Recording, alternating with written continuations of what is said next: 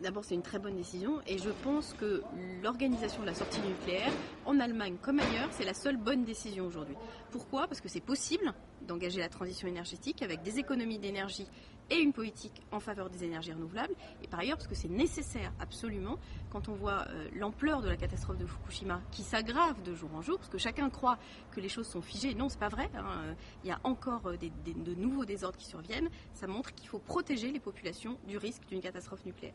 Pourtant en France on est à 75% de dépendance par rapport au nucléaire, en Allemagne c'est seulement 22%. Est-ce que ça risque pas d'être plus difficile en France? Ça risque de demander plus de volonté, mais on a énormément de marge de manœuvre. Pourquoi? Parce qu'on a organisé en France, de façon quasi délibérée, le gaspillage de l'électricité. Donc si on inverse la tendance, non seulement qu'on cesse le gaspillage, mais qu'on organise une vraie politique d'économie d'énergie, qui par ailleurs est créatrice d'emplois, on a des marges de progression très significatives. Le deuxième élément très important, c'est qu'on a sacrifié la recherche sur les renouvelables. Nous n'avons pas de filière industrielle d'énergie renouvelable en France, et nous sommes très en deçà de ce qu'on pourrait imaginer, par exemple en termes de géothermie profonde, qui a des potentiels beaucoup plus qu'en Allemagne, par exemple, pour le chauffage des logements et pour le chauffage collectif, très important. Donc on a des champs de recherche, on a des champs de développement et des champs de création d'emplois qui sont considérables.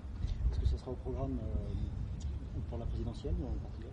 Ah oui, non seulement c'est au programme, et ça l'est déjà, hein, c'est un engagement très important pour nous, mais ce sera aussi une nécessité dans le cadre d'un accord avec d'autres formations politiques. On n'imagine pas des ministres écologistes dans un gouvernement avec la gauche qui ne participeraient pas à l'engagement de la sortie du nucléaire.